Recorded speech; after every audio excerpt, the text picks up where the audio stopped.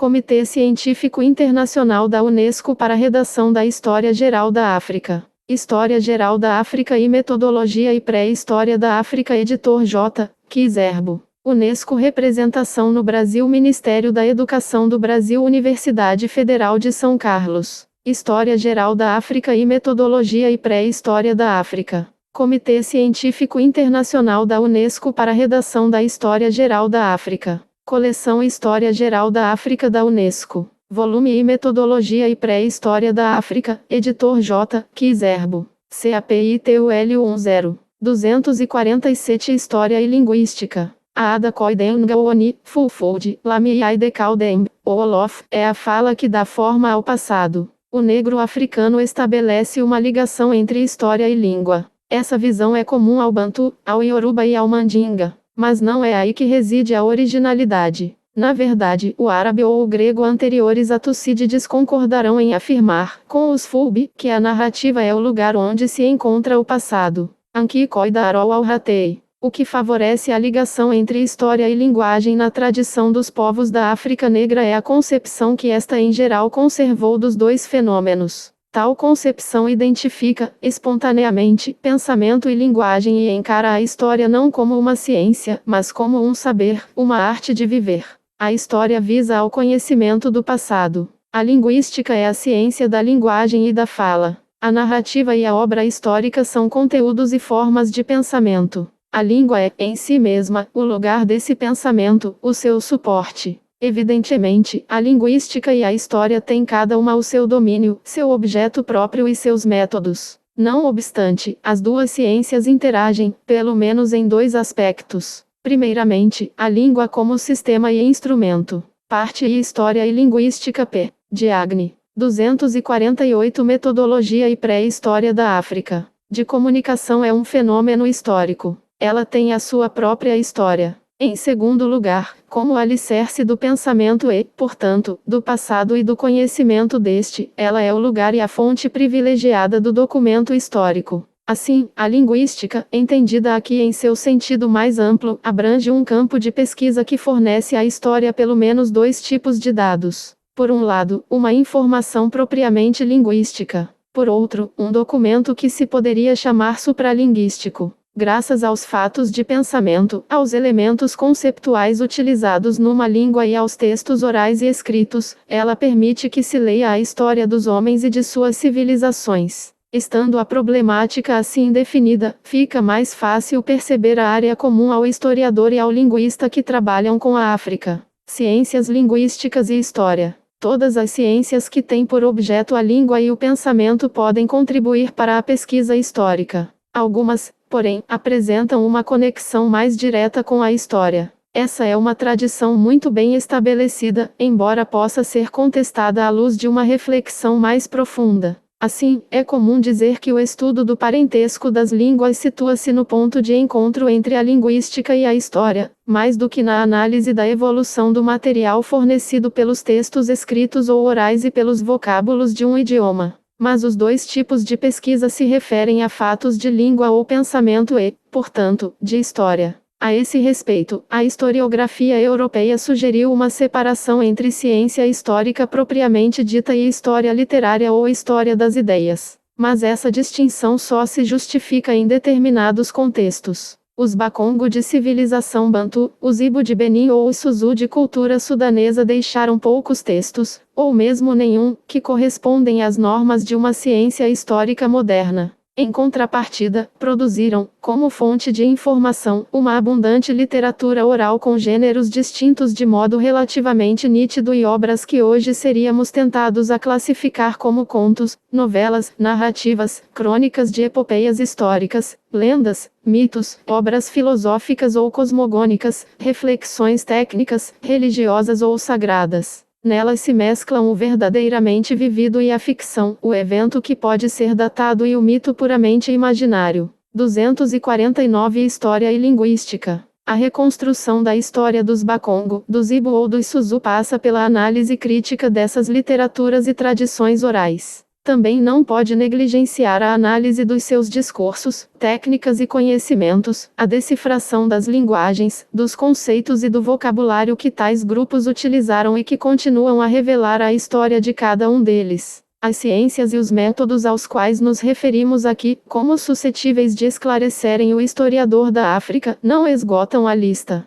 Talvez isso não seja um mal, do ponto de vista da clareza. Fixando limites razoáveis para suas pesquisas, o especialista em linguagem poderá aprofundar melhor determinados setores. Assim, tendo em vista a dimensão linguística de suas investigações, deixa a outros pesquisadores, historiadores das ideias, especialistas em ciências, economia ou literatura o cuidado desses setores. Ciência classificatória e a história dos povos africanos. Classificar as línguas já é revelar o parentesco e a história dos povos que as falam. Podem-se distinguir diversos tipos de classificação. Classificação genética estabelece o parentesco e os vínculos de filiação no interior de uma família linguística. Em consequência, ajuda a restabelecer, ao menos em parte, a unidade histórica de povos e culturas que utilizam línguas da mesma origem. Classificação tipológica reagrupa as línguas que apresentam semelhanças ou afinidades evidentes em suas estruturas e sistemas. Línguas de origem idêntica ou totalmente diferente podem utilizar os mesmos modos de formação lexical, nominal, verbal ou pronominal, ainda que sejam muito distantes umas das outras do ponto de vista genético, histórico ou geográfico. A tendência a utilizar a mesma forma nominal e verbal é encontrada tanto em Wolof como em inglês. Ligjei, trabalhar. Ligjei, o trabalho. To work, trabalhar. Te work, o trabalho. No entanto, apesar dessa semelhança tipológica, os dois idiomas estão genética e geograficamente muito afastados um do outro. Pode acontecer. 250 Metodologia e pré-história da África.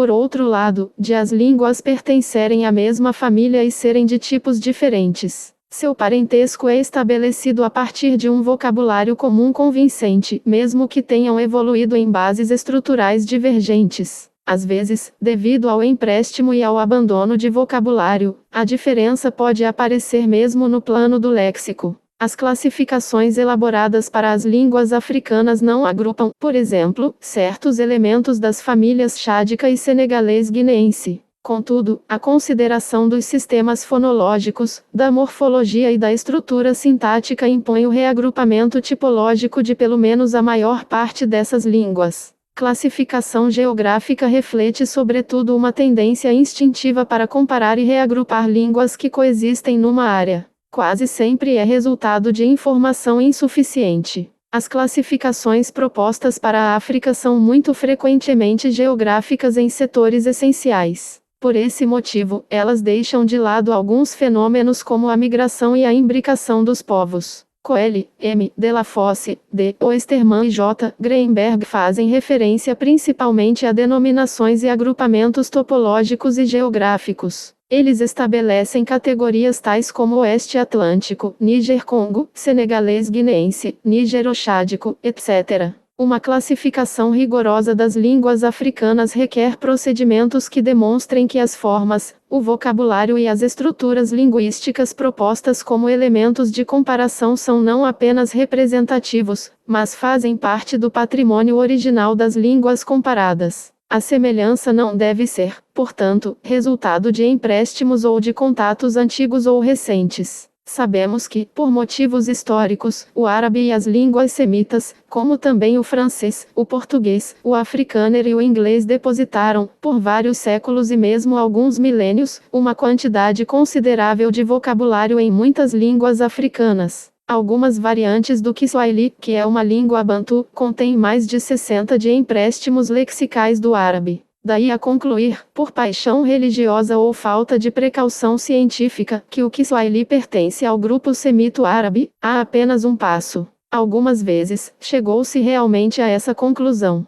Com o tempo, as formas originalmente comuns a mais de uma língua podem ter sofrido transformações de ordem fonética, morfológica ou estrutural. Essa evolução, que obedece a certas leis, é um fenômeno conhecido e analisável. O significado dessas formas, o significado das palavras que fazem parte do vocabulário a ser comparado, pode ter variado dentro dos limites de um campo. 251 História e linguística. Semântico passível de ser mais ou menos apreendido. Em sua forma moderna, por exemplo, o Wolof mostra um emudecimento da vogal final depois de uma consoante dupla. Bopa ou fata em vez de bopa ou fata, como ainda dizem os gambianos e os lebu. A forma Neds do egípcio antigo transformou-se em Nedo em Fulful de moderno e Nietzsche em Wolof. O Bantu diz mutu. O Alça, mutu. O Mandinga, mixi ou moxo. O Fon, gbeto. O Mina, agbeto, etc. A palavra egípcia Kemet já significou queimado ou preto.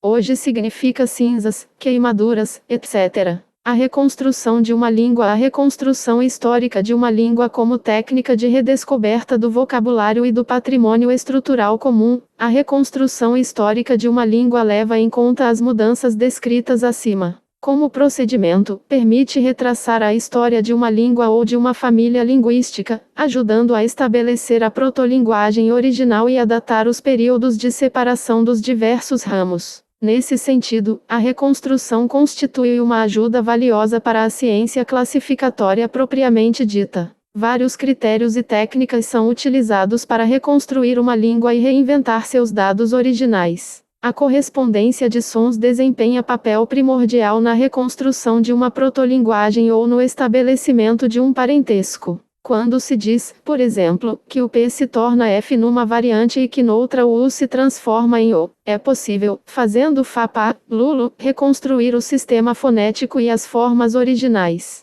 Reconstrução fonológica. Esta técnica é uma etapa para a reconstrução do repertório léxico e do vocabulário original. Os fonemas não são os únicos elementos a mudar. A morfologia e as estruturas também evoluem. A função sujeito em latim é marcada por um fonema chamado nominativo. Nas línguas de origem latina ou de influência latina, essa função é determinada principalmente pela sintaxe de posição. Homo vidit homo homem viu. No estabelecimento das protolínguas, protobantu, protochádico, etc., sempre se faz referência ao vocabulário, ao repertório lexical comum. Podem-se assim estabelecer porcentagens de palavras comuns, elaborando quadros de contagem lexical ou lexical conto. A classificação de J. H. Greenberg recorre. Greenberg, J. H. 1963. 252 Metodologia e Pré-História da África.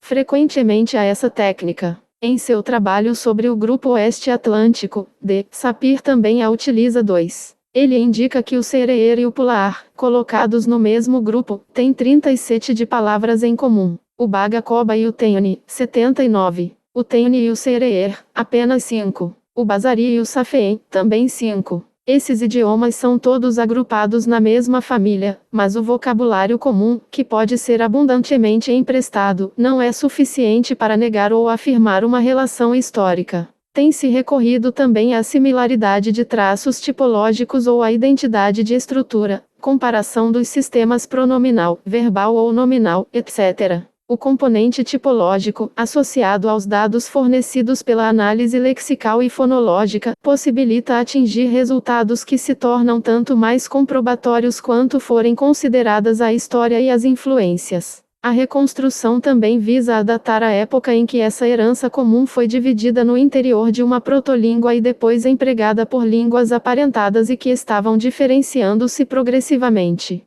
Além disso, preocupa-se em identificar a natureza da língua primitiva que deu origem aos vários falares que podem ser ligados a uma mesma protolíngua. Reconstrução e datação permitem determinar a idade dos materiais léxicos e estruturais coligidos durante o estudo das línguas, com o objetivo de, por comparação, precisar com maior ou menor certeza o nível em que se situa o parentesco linguístico. Portanto, essas técnicas oferecem pontos de referência precisos à história da separação dos povos que pertenciam ao mesmo universo cultural e linguístico. Ao mesmo tempo, iluminam de forma abrangente a história das etnias e das civilizações multinacionais e multiétnicas. No contexto de uma pesquisa sobre uma época recente e a propósito de línguas escritas, o esforço é relativamente menor. Em contrapartida, a raridade dos documentos posteriores ao 4 milênio antes da era cristã geralmente dificulta a tarefa. Nesse caso, entretanto, trata-se de elucidar a história de períodos decisivos de mutação linguística. Os processos de mudança do vocabulário ou das estruturas examinados com esse propósito são, como veremos mais tarde, muito lentos e difíceis de determinar. Para atenuar essa escassez de informação, é necessário recorrer a técnicas mais ou menos eficientes. 2 Sapir, D. 1973. 253 História e Linguística. A glotocronologia. Essa técnica, que foi aplicada na África, é uma das mais recentes no campo dos estudos linguísticos. Seu princípio básico é a datação da evolução lexical de uma língua, tomando como referência o ritmo das mudanças no vocabulário. Vocabulário cultural, conceitos filosóficos, técnicos, etc. E vocabulário básico, nomes das partes do corpo humano, números de 1 a 5, vocábulos que designam os fenômenos naturais, etc. A glotocronologia visa, portanto, a dar informações sobre a idade, as etapas e o estado de evolução dos termos e das formas do léxico. A evolução do vocabulário fundamental ou básico é relativamente lenta nas sociedades antigas, pelo menos quando não há mudanças súbitas causadas por acontecimentos decisivos. Particularmente na África Negra, graças aos trabalhos de Delafosse, foi possível formar uma ideia desse ritmo de evolução, através do levantamento de palavras registradas por escrito desde o século XI. O trabalho de Delafosse trata do vocabulário das línguas sudanesas, recolhido nos textos árabes. Esses termos não sofreram quase nenhuma mudança depois de um milênio de história. Mas os defensores do método vão ainda mais longe. A evolução do vocabulário básico não só seria lenta, mas também constante em todas as línguas. Tal é a opinião de E. Swadesh, que tentou aplicar essa teoria a línguas africanas. Em alguns casos precisos, os testes efetuados parecem ser comprobatórios. A glotocronologia postula um ritmo de transformação dos elementos do vocabulário básico, que pode ser medido em porcentagem. A taxa de retenção do vocabulário estaria entre 81,2 e 85,04 por um período de 1000 anos. Baseando-se nisso, a glotocronologia chegou a algumas conclusões, reunidas na célebre fórmula T log C14 log R, onde T representa a duração, e a porcentagem de termos comuns às línguas comparadas e R a taxa de retenção. Diante dos resultados obtidos, pode-se considerar a glotocronologia como uma medida temporal válida, uma espécie de relógio histórico. As descobertas ficam aquém das expectativas por uma razão simples. Num contexto de imbricação linguística e de interferência de léxicos cuja extensão é mal conhecida e sem documentos precisos, escritos ou não, não é fácil, no estado atual das pesquisas, seriar os dados e distinguir, por exemplo, entre mudanças normais e mudanças causadas por empréstimo, mesmo no léxico básico. 254 Metodologia e pré-história da África. No entanto, uma ciência classificatória que empregasse todas essas técnicas forneceria a chave da relação étnica e linguística. Classificações linguísticas e parentescos etnoculturais. Apesar de alguns trabalhos notáveis, o problema do parentesco linguístico e étnico está longe de ser resolvido na África. Em muitas áreas, a intuição de que existe essa relação ainda sobrepuja a prova estabelecida cientificamente. A ideia e a noção de uma comunidade bantu reunindo a grande maioria dos povos da África Central e Meridional nasceram no século XIX com os trabalhos de W. Black. Numa obra célebre publicada em 1862, ele estabeleceu o parentesco das línguas e das variantes dialetais faladas numa área muito vasta, habitada por numerosos grupos étnicos, usando falares com maior ou menor grau de intercompreensão. Evidentemente, o parentesco de língua e de cultura é muito mais perceptível à primeira vista para as etnias que vivem lado a lado. É o que ocorre com os bantu. Em alguns casos, a distância no espaço e no tempo cria problemas. Os Fulbe são um bom exemplo. Da bacia do Senegal à bacia do Nilo, eles constituem comunidades frequentemente isoladas, em meio a áreas habitadas por etnias às vezes muito diferentes. Os Duala do Camarões falam uma língua bantu. Na prática, o Duala pode ser considerado uma variante desse grupo, da mesma natureza que o Lingala, tal como os falares de Mbandaka ou Kinshasa, apesar da distância e do isolamento relativo que existem entre os Duala e as comunidades que falam estes dois últimos idiomas. O egípcio faraônico, que era falado há 5.000 anos, apresenta semelhanças espantosas com o Hausa, o Wolof ou o Songhai. 3. Ocorrem ainda fenômenos de imbricação. Grandes línguas de unificação continuam, por motivos diversos, políticos, econômicos, culturais, etc., a servir de suporte à integração de etnias diferentes. Elas apagam, por meio da pressão social e do peso histórico, os falares e as culturas, dos quais restam frequentemente apenas alguns vestígios. O Lingala, o Hausa, o Kiswahili, o Yoruba, o Tui, o Ibo, o Bambarajula, o Fulfulde, o árabe ou o Wolof são falados por milhões, talvez até por dezenas. 3. A esse respeito, podemos citar os trabalhos da Zurta Homburger, os capítulos deste livro escritos pelos professores Greenberg e Obenga e o relatório do Simpósio do Cairo, volume 2. 255 História e Linguística, de milhões de pessoas de origens diferentes, como veículos de comunicação, ultrapassaram largamente seu contexto étnico e geográfico original para se tornarem línguas de civilização comuns a povos inicialmente muito diferentes. Os Peul e os Sereer constituem, no Senegal, a imensa maioria dos falantes de Wolof. O Wolof era originariamente a língua de uma etnia Lebu, cujos traços foram encontrados na fronteira entre o Senegal e a Mauritânia. Hoje em dia, os Lebu constituem apenas uma pequena minoria, confinada na península do Cabo Verde. No entanto, com a urbanização do Senegal, a cultura e a língua Wolof estão fazendo muitas línguas e dialetos desaparecerem sob nossos olhos. O Sereer, o Lebu, o Fulfulde, o Dioula, o Noon, etc. Esses idiomas, porém, pertencentes a povos diversos, desempenharam há apenas alguns séculos importante papel na história da região. Esta evolução é geral. O Kiswahili, falado por dezenas de milhões de pessoas de fala bantu, nasceu de uma variante zanzibarita usada inicialmente em algumas aldeias. Expandiu-se depois com muita facilidade por uma área linguística bantu relativamente homogênea, para constituir hoje, juntamente com o Lingala, o principal veículo de comunicação na África Central e Meridional. 50 ou 60 milhões de pessoas falam uma dessas duas línguas, ou uma variante próxima, nos seguintes países: Zaire, República Popular do Congo, República Centro-Africana, Uganda, Tanzânia, Quênia, Zâmbia, Malawi, África do Sul, Sudão e Etiópia. O pensamento africano tradicional tem se mostrado com frequência bastante consciente, não só dessa imbricação, mas também do papel explicativo que o fenômeno linguístico pode representar na elucidação da história.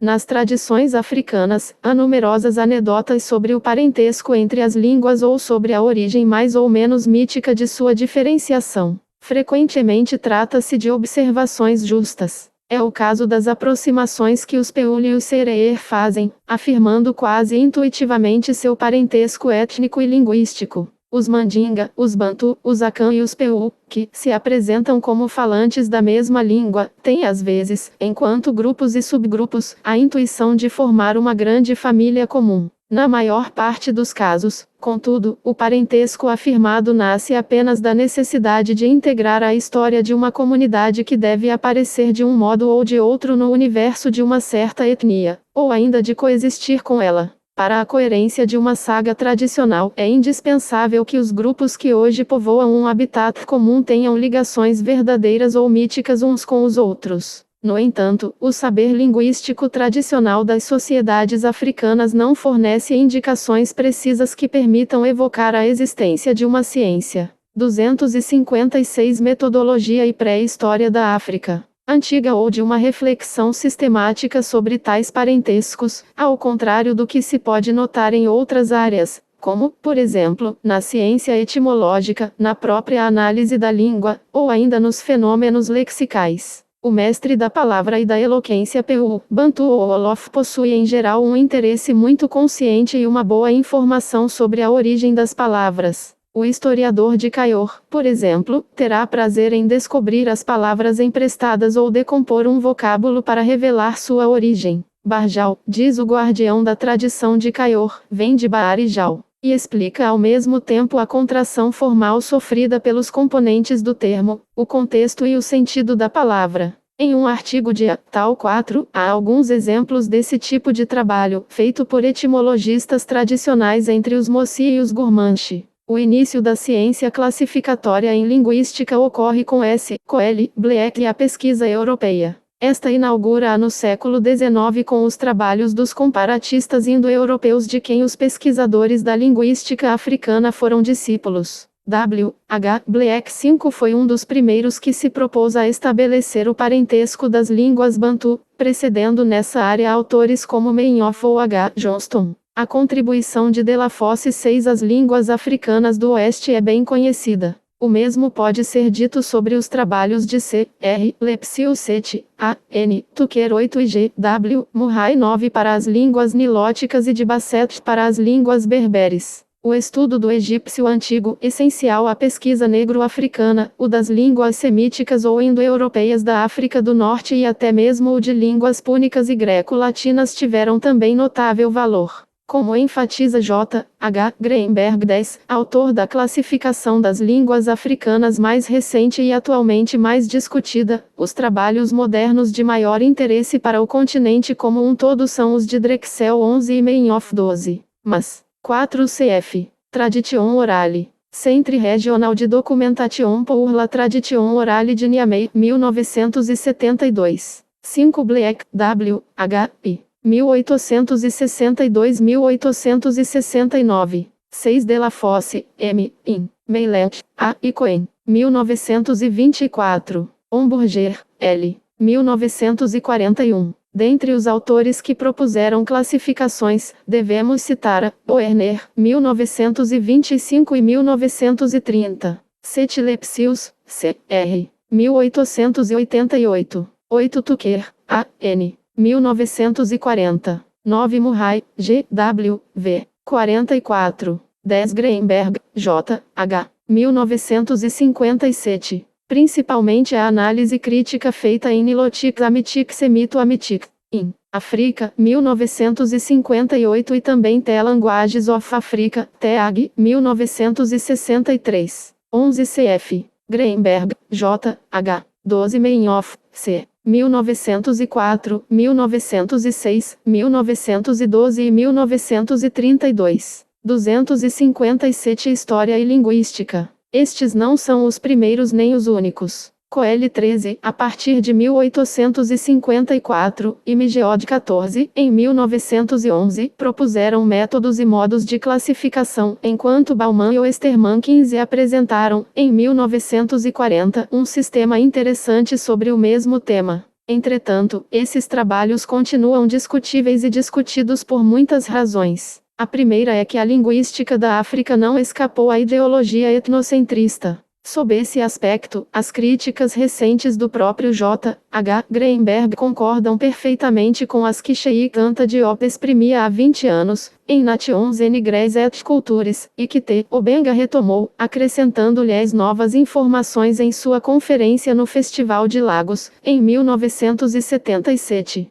A segunda razão é de ordem puramente científica. Quase todos os linguistas consideram prematuras as tentativas de classificação. Não são tomadas as precauções metodológicas indispensáveis e ainda não se reuniu material devidamente analisado e preparado para uma comparação genética ou mesmo tipológica das línguas africanas. Insuficiência dos trabalhos. Até mesmo a simples enumeração das línguas africanas encontra obstáculos, já que o levantamento desses idiomas ainda não atingiu resultados muito precisos. Estima-se que existam no continente de 1.300 a 1.500 idiomas classificados como línguas. As monografias existentes sobre tais falares resumem-se às vezes à coleta de uma vintena de palavras mais ou menos bem transcritas. A ausência de uma análise profunda da estrutura, do léxico e da possível intercompreensão é um fato corrente no estudo da imensa maioria dos falares africanos. Assim, as classificações propostas periodicamente tornam-se caducas muito depressa.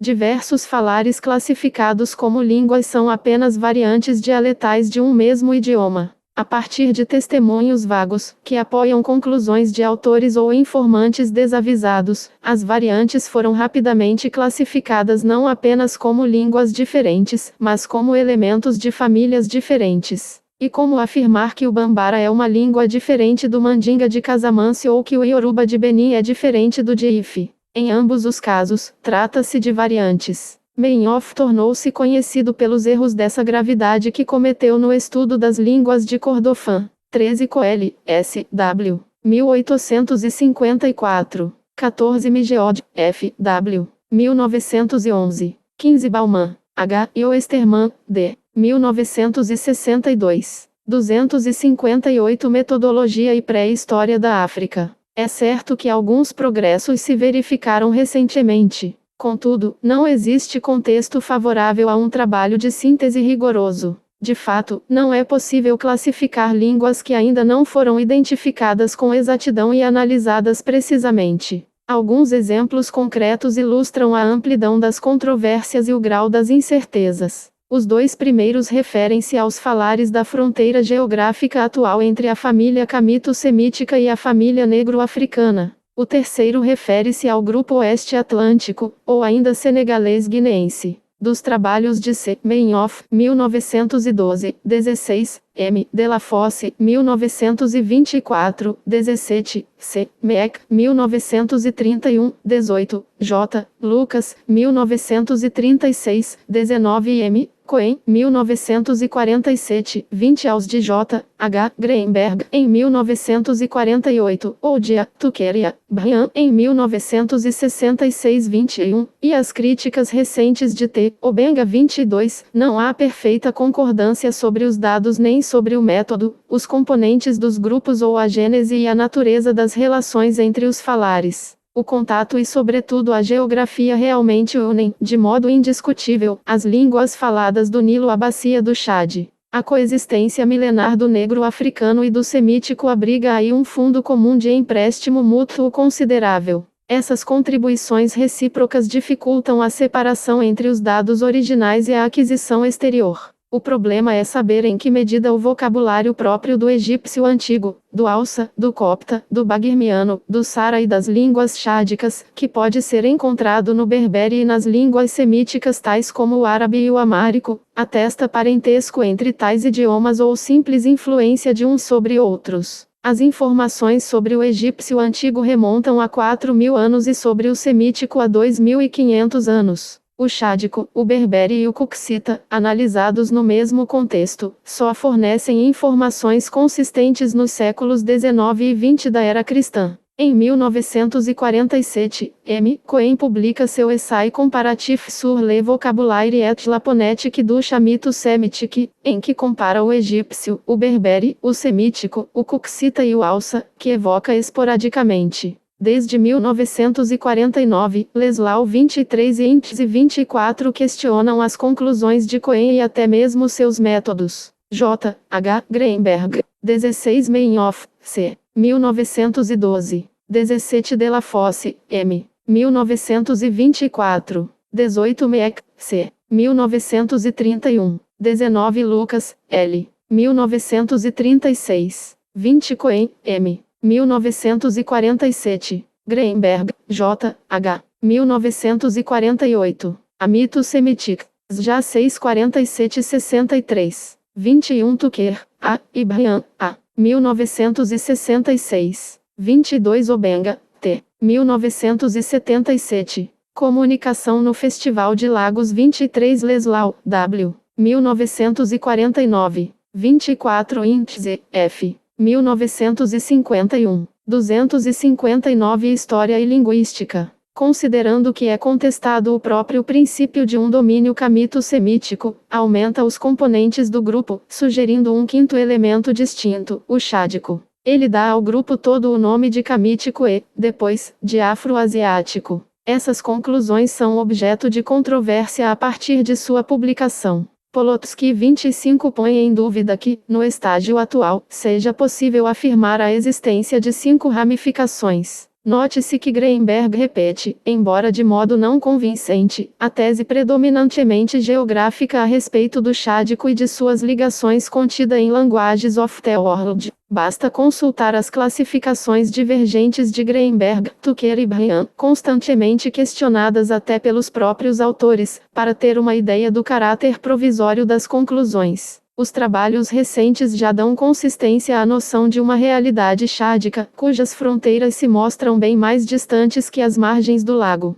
Neumann e Ma 26, em 1966, e Elias Vitti 27, em 1967, aprofundaram o conhecimento do proto-chadiano. Os trabalhos de I. P. Caprilli 28 limitaram sua extensão ao próprio Chad. Com base em observações sistemáticas, pode-se sugerir um laço genético entre o grupo Sara, o grupo chadiano e várias línguas classificadas como oeste-atlânticas, Sereer, Pular, Wolof, Safeen, etc. 29. Em si mesmas, essas contribuições lançam dúvidas sobre todos os esforços de classificação, destaca-se T. Oddi num excelente artigo 30. O principal problema, a natureza das relações entre as línguas da fronteira negro-africana e indo-europeia, ainda não está resolvido. O peso dos trabalhos que assimilam o mundo cultural africano ao semítico permanece como problema. É verdade que a questão da identidade e dos componentes do negro africano continua a existir.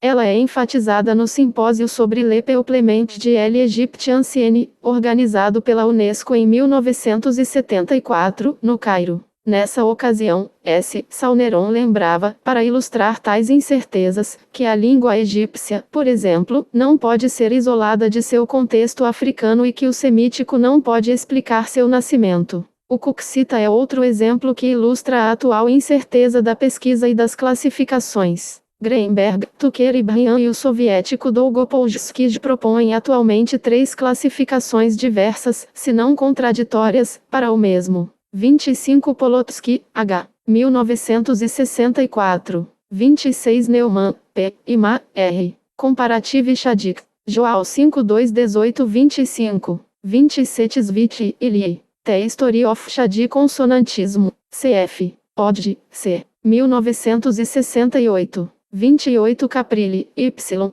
P. 1972. 29 CF. Diagne, P. 1976. 30 Oddi, C. T. 1968. 260 Metodologia e Pré-História da África. Complexo de línguas chamado Kuxita, Somali, Gala, Sidamo, Mbugu, etc. A classificação de Dolgopolsky já articula-se sobre uma reconstrução de ordem fonológica a partir de exemplos limitados. Ele compara, particularmente, as labiais, P, B, F e as dentais, T, D, das línguas que analisa e classifica numa dezena de subgrupos, enquanto seus colegas identificam de 3 a 5. J. H. Greenberg, por sua vez, negligencia os dados fonológicos, morfológicos e gramaticais, concentrando-se principalmente na comparação do vocabulário. Mas aqui os empréstimos representam um papel considerável. A classificação de A. Tucker e A. Brian, que fazem críticas ao método de Greenberg, baseia-se numa comparação do sistema pronominal e da estrutura verbal.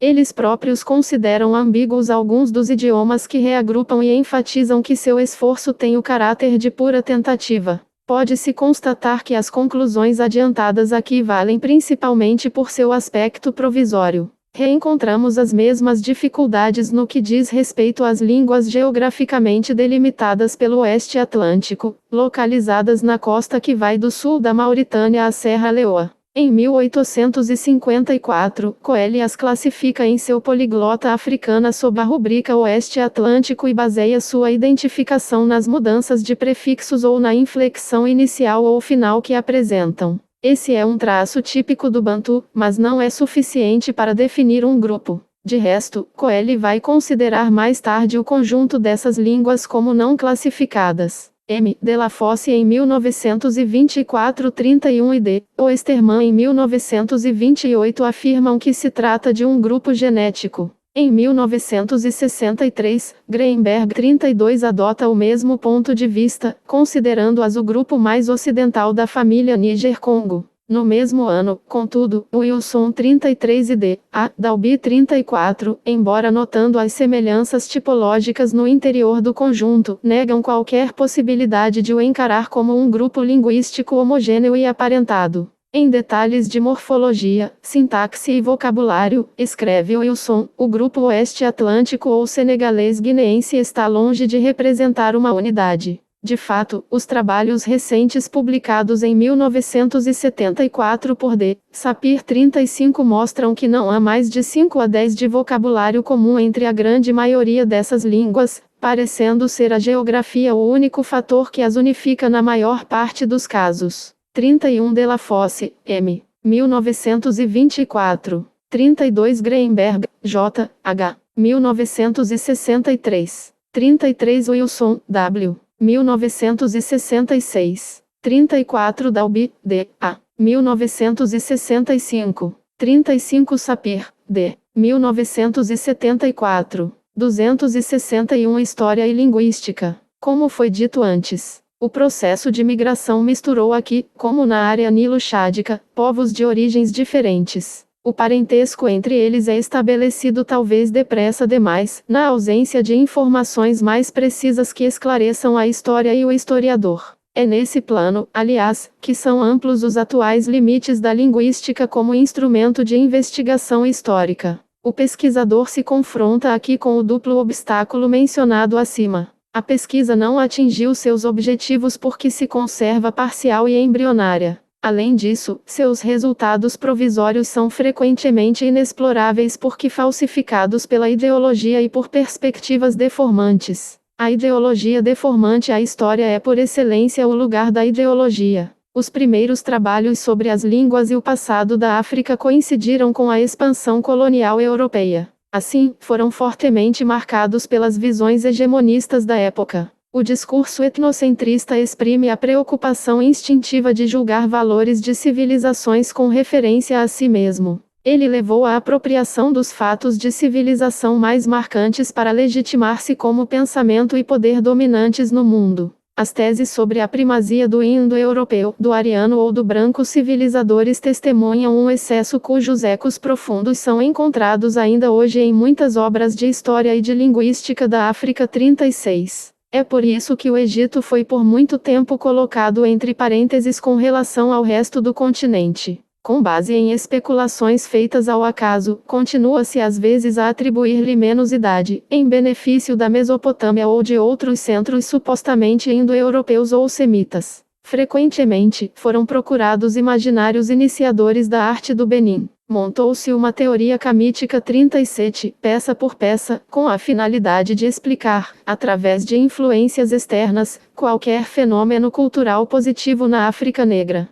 36 Ver adiante J. H. Greenberg sobre essa questão. 37 As palavras camita e camítico foram largamente utilizadas no mundo ocidental durante vários séculos, tanto no vocabulário erudito como no cotidiano. Procedem de leituras deformantes e tendenciosas da Bíblia, das quais se originou o mito da maldição dos descendentes negros de Cã. Esses termos adquiriram uma significação aparentemente menos negativa, pelo menos sem conotação religiosa, graças à pesquisa de linguistas e etnólogos no século XIX, mas nem por isso deixaram de funcionar como critério de discriminação entre certos negros considerados superiores e os outros. Em todo caso, o Comitê Científico Internacional estimula os estudos críticos em andamento, que tratam dos usos históricos desse vocabulário que só deve ser utilizado com reservas expressas. 262 Metodologia e Pré-História da África. Procurando promover uma metodologia rigorosa e científica, J. H. Greenberg, cuja contribuição, embora discutível em parte, ainda continua nova e importante, torna-se algumas vezes eco desse impacto negativo da ideologia etnocentrista.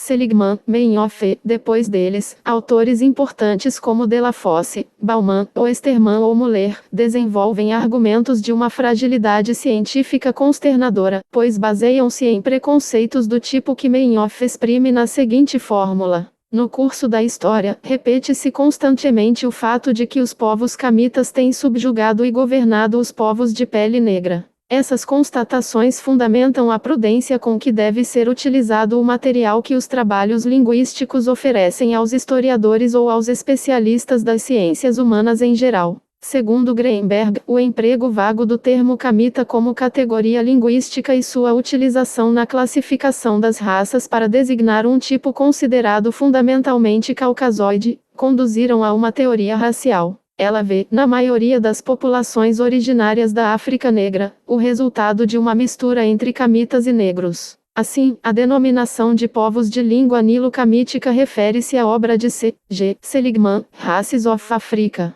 Esses povos são considerados racialmente meio-camitas. Os Bantu constituiriam também uma outra variedade de negros camitizados. E isso, comenta ainda Greenberg, tomando por base as especulações de Meinhof, para as quais, aliás, ele nunca forneceu a menor prova, pela simples razão de que não há prova possível para que o Bantu, como diz Seligman, seja uma língua mista e o homem Bantu, por assim dizer, descendente de pai camita e mãe negra. De fato, conclui J. H. Greenberg, essa ideologia falseia totalmente, ainda hoje, a elaboração de uma ciência linguística capaz de esclarecer as verdadeiras relações entre línguas e civilizações na África. A migração dos povos africanos no sentido leste-oeste e norte-sul tornou confuso o quadro étnico, racial e linguístico do continente. Isso é indicado, como se pode ver em muitos trabalhos, pelos nomes de pessoas e lugares e pelos fatos de linguística pura relativos ao próprio vocabulário essencial.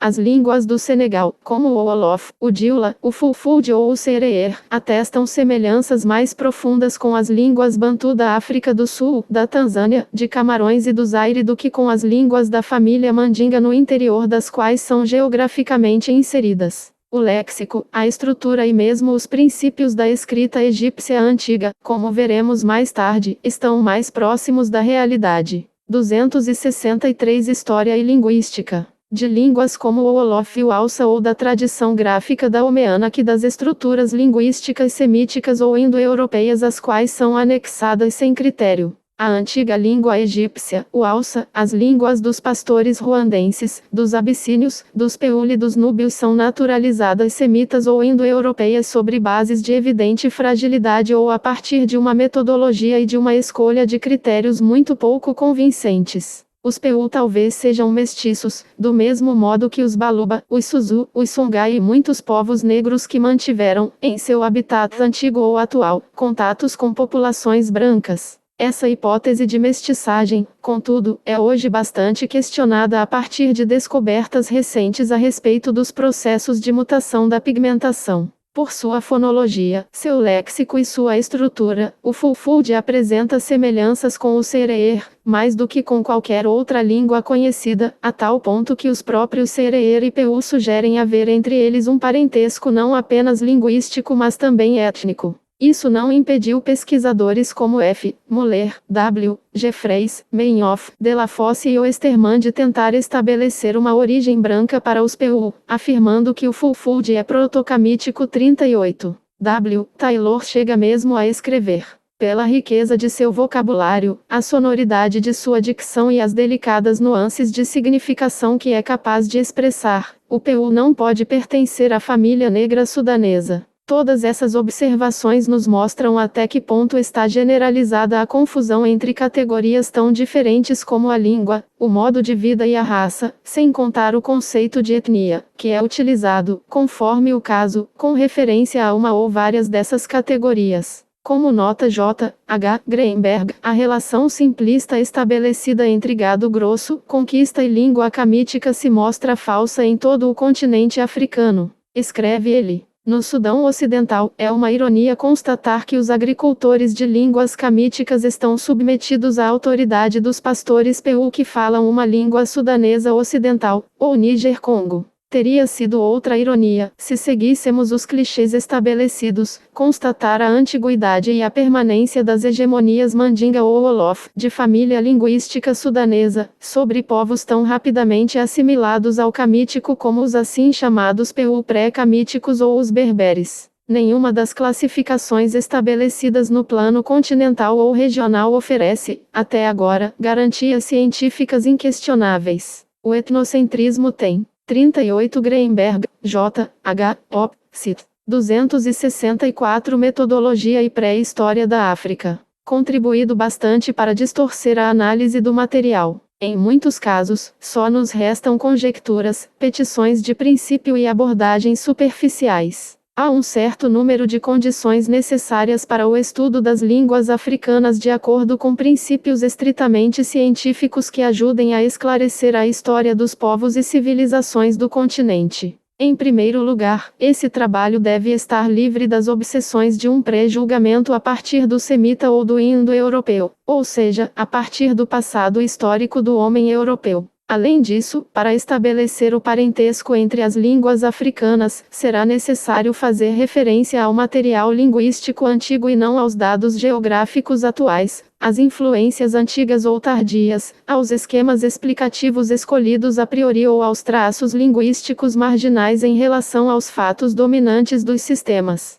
Ciências auxiliares. A análise aculturalista ou topológica 39, na terminologia inglesa, releva uma ciência que tem por objeto o estudo da origem e dos processos de difusão dos traços culturais, ideias, técnicas, etc. Os pesquisadores alemães foram os primeiros a aplicar esse método na prática, com o estudo dos ciclos culturais de Frobenius, Ostermann, Baumann, etc. Esses estudos muitas vezes tomaram por objeto a difusão das técnicas e produções agrícolas, os métodos pastoris, a invenção e a difusão das técnicas de trabalho com o ferro e outros metais, o uso do cavalo e a elaboração de noções ontológicas, do panteão dos deuses ou das formas artísticas. Entretanto, a topologia muitas vezes foi além de seu domínio. Particularmente, introduziu muitos erros no âmbito da ciência classificatória. Com efeito, vários autores incautos pensaram poder inferir um parentesco linguístico a partir de uma simples constatação de traços culturais, quando esses fatos geralmente se devem a fenômenos de empréstimo, contato ou convergência.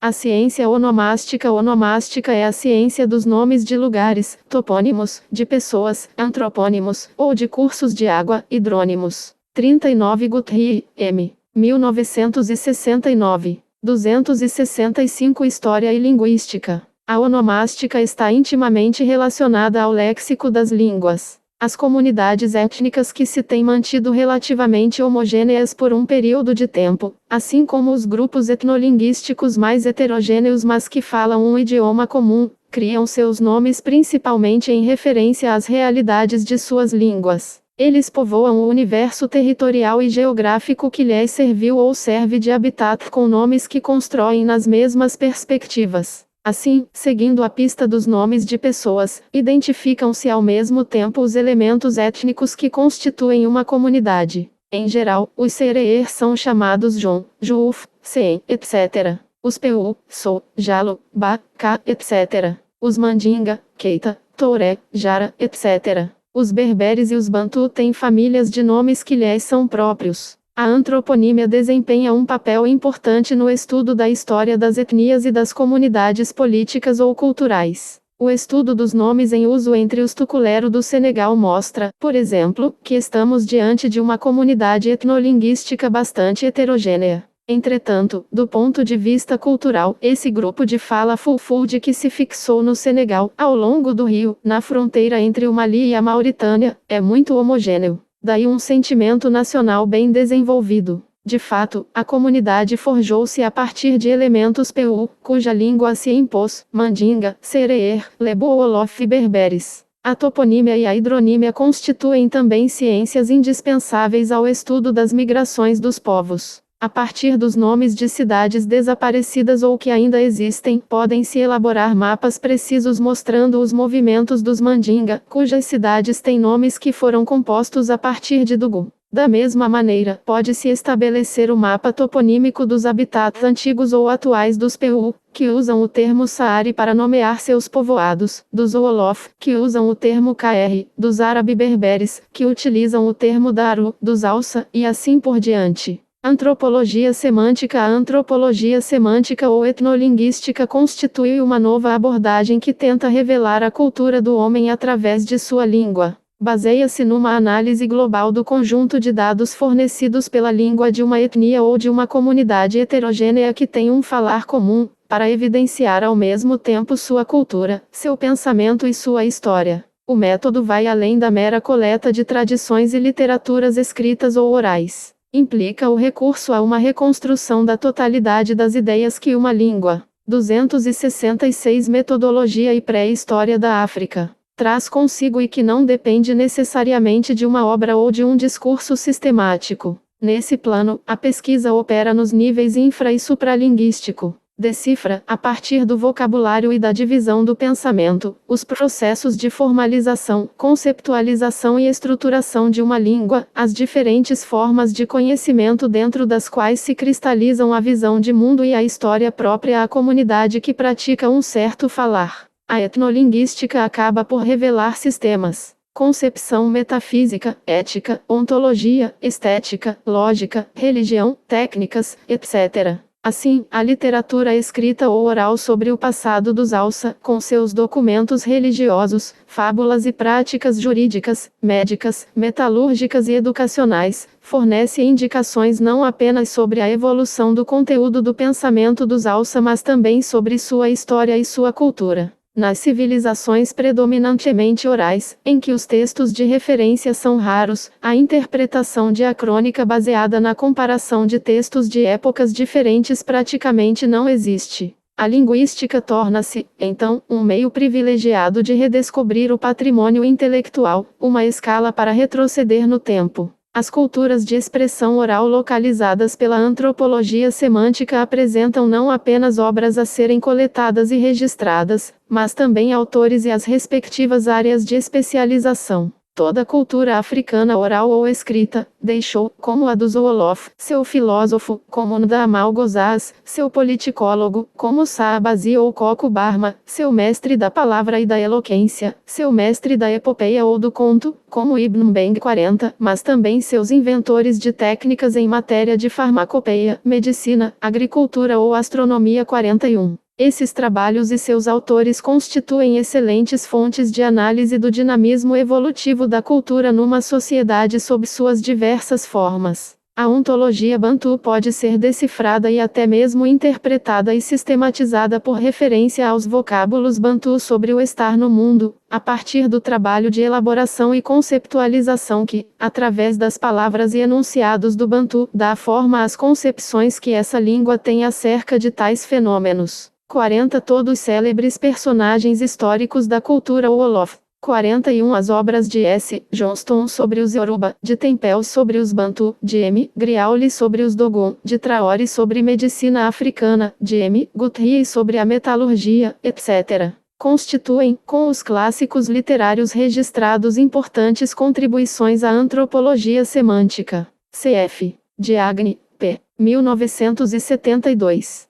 267 História e Linguística. Como a língua é o lugar de cristalização de todos os instrumentos mentais ou materiais construídos pelas gerações sucessivas, pode-se dizer que a experiência histórica de um povo está depositada em camadas consecutivas no próprio tecido da língua. Suporte do documento e do pensamento histórico. A importância da tradição oral na história da África é hoje aceita por todos. Chega-se mesmo a solicitar a presença de griotes tradicionalistas nos congressos. Há sugestões para que lhes sejam criadas cadeiras nas universidades e mesmo para que eles se incumbam da pesquisa e do ensino de história. De modo geral, a primazia da fala sobre a escrita é ainda hoje uma realidade em culturas tradicionais com predominância rural, tanto na África como em outros lugares. A oralidade como meio de elaborar e fixar os produtos do pensamento tem suas próprias técnicas. Embora as formas de pensamento escritas ou orais abranjam a mesma área, os meios e os métodos de sua concepção e transmissão nem sempre são os mesmos. 42. Devemos notar simplesmente que o pensamento escrito, ou seja, a literatura no sentido etimológico, ao se fixar tende, com mais facilidade, a cristalizar-se sob uma forma permanente.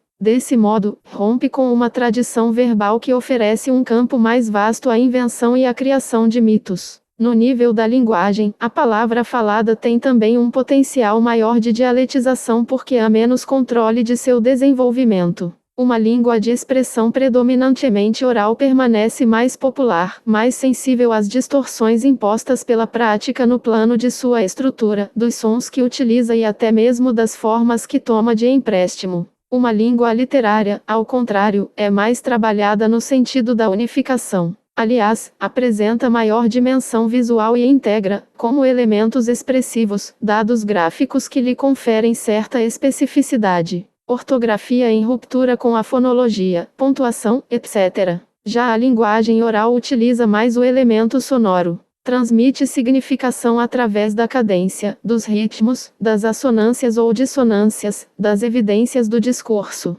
A importância do papel desempenhado pela memória, para suprir a ausência de um suporte gráfico, também afeta o caráter da oralidade em suas formas de expressão. Chega mesmo a ser imprescindível, com as técnicas de memorização, uma ciência específica. 42 cf. Diagne, p. 1972. 268 Metodologia e Pré-História da África. Para a retenção de textos. Assim, o documento escrito e a tradição oral passam a ser complementares, conjugando suas respectivas qualidades. 43. Além disso, os relatos orais, uma vez transcritos, tornam-se textos literários. 44. Tradição gráfica. As escritas africanas. A invenção da escrita atende a necessidades cuja natureza e origem, conforme os contextos, nem sempre se soube evidenciar. A escrita, instrumento do comércio e da administração, sustenta normalmente as civilizações urbanas. Mas as motivações iniciais podem variar notavelmente.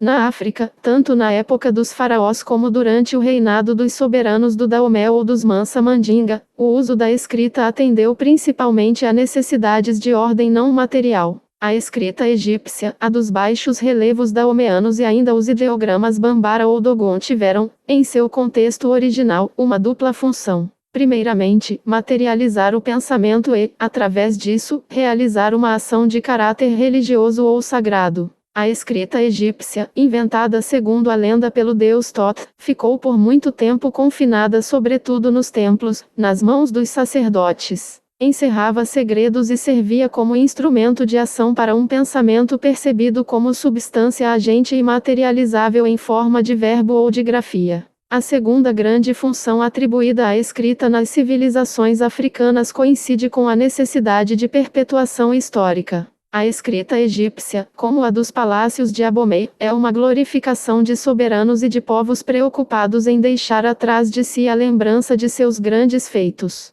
Os Bambara ou os Dogon, ao inscreverem seus signos ideográficos nas muralhas de Bandiagara, visam ao mesmo objetivo. Entre a Récade do rei Glelé, machado de cerimônia que traz em si uma mensagem, e a palete de Narmer, há mais do que simples afinidades. Não apenas o espírito é o mesmo, mas também os princípios e as técnicas de escrita. 45. A escrita egípcia é atribuída ao deus Tot, que também é o inventor da magia e das ciências, a exemplo do deus com cabeça de chacal dos Dogon, ele próprio depositário do verbo, do conhecimento e da fala eficaz. 43 cf. Diagne, p. op. cit. 44 cf. As numerosas publicações a esse respeito. Trabalhos de Ampateba, A. Ibrahim Sou, Mufota, E. de Dampierre, K. Moene, F. Lacroix, M. Griauli, G. Dieterlen, Whitley, E. Norris, L. Questeloot, D. T. Niane, M. Diabate, J. Mbiti, etc. Estes autores publicaram obras clássicas sobre o assunto nas coleções de Oxford, Juilliard, Gallimard, no centro de Niamey, etc. 45 Glele, M. 1974. 269 História e Linguística. Os raros especialistas que se debruçaram, frequentemente com notável minúcia, sobre os sistemas de escrita originários da África, em geral não se interessaram pelo vínculo aparentemente óbvio e tecnicamente demonstrável entre os hieróglifos e as escritas mais conhecidas na África Negra. O hieróglifo egípcio permaneceu fundamentalmente pictográfico em sua função original de instrumento dos templos e, como seu homólogo daomeano, faz referência à imagem tanto quanto possível. Trata-se de uma escrita voluntariamente realista, preocupada em materializar os seres, os objetos e as ideias, o que faz da maneira mais concreta e substancial, em parte para restituir-lhes ou conservar suas qualidades naturais. Não é por acaso que a deformação da escrita pictográfica pelo uso do cursivo, que altera e desfigura os elementos representados, só é permitida fora dos templos. A escrita hierática, usada sobretudo com finalidades laicas, ao contrário do que sugere a etimologia grega da palavra, e o demótico popular, ainda mais simplificado em seu traçado, são as grafias não sagradas e utilitárias. No espírito do sacerdote egípcio, o hieróglifo encerra um poder mágico de evocação, como tão bem demonstra M. Cohen. Em sua opinião, isso explica o fato de que as representações de seres nefastos são evitadas ou mutiladas. Aqui estamos diante de uma concepção ontológica que se enraiza e mergulha profundamente na tradição negro-africana. Por milhares de anos, essa tradição não foi capaz de desacralizar, como o fizeram os indo-europeus, particularmente os gregos, o pensamento e seus suportes orais e gráficos. Os Bambara, os Yoruba, os Nsibidi e os sacerdotes Dogon têm uma visão idêntica dos sistemas gráficos que utilizam em seus templos ou em suas sessões de adivinhação. A unidade das grafias inventadas na África não reside apenas nos pressupostos ideológicos que conferem a esses sistemas suas funções e sua natureza, mas também na própria técnica de transcrição. Encontra-se, na história das escritas africanas, uma referência constante a 3 técnicas de fixação gráfica do pensamento. O recurso à imagem do ser ou do objeto, copiada através de pictogramas. O recurso ao símbolo para representar uma realidade através de ideogramas, que são signos sem relação imediata de semelhança física com a noção que simbolizam. Finalmente, o uso do fonograma para representar todos os homófonos, ou seja, todas as realidades designadas pelo mesmo som ou grupo de sons, é o princípio da escrita pictofonográfica. A comparação entre a palete de Narmer e as récades de Glele ou de Dakodonu é reveladora.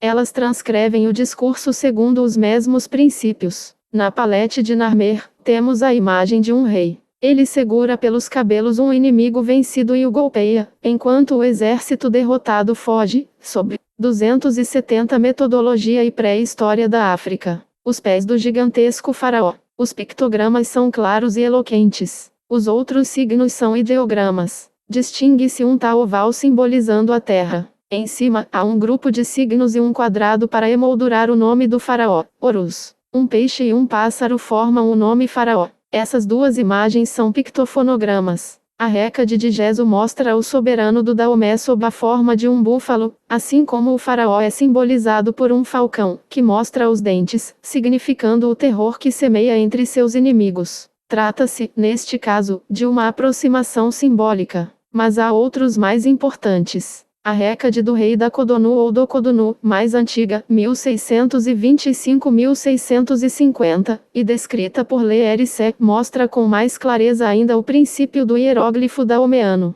O texto da lâmina do machado pode ser lido da seguinte maneira. Há um símbolo pictográfico que representa um sílex, e embaixo o desenho da terra, com um furo no meio, donum. Esses signos são pictogramas, utilizados aqui como pictofonogramas. Juntando-os, como no caso do nome do faraó na palete de Narmer, pode-se ler o nome do rei daomeano, Dakodonu. A escrita daomeana assemelha-se aos hieróglifos faraônicos em seus próprios princípios e em seu espírito, revelando as 3 técnicas usadas pela grafia egípcia. A imagem pictográfica, o símbolo ideográfico e o signo pictofonográfico 46. Num notável artigo de síntese o soviético Dmitry Olderoggi aponta, como já o tinha feito Cheikh Anta Diop, o fato de que o sistema hieroglífico sobreviveu na África Negra até uma época tardia. Em sua Description historique des Trois Royaumes do Congo, do Matamba et de l'Angola, publicada em 1687, Gavassi de Motokulu afirma que a escrita hieroglífica era utilizada nessas regiões. Em 1896 foi descoberta uma inscrição hieroglífica nos rochedos de Tete, em Moçambique, ao longo do rio Zambeze, cujo texto foi publicado na época.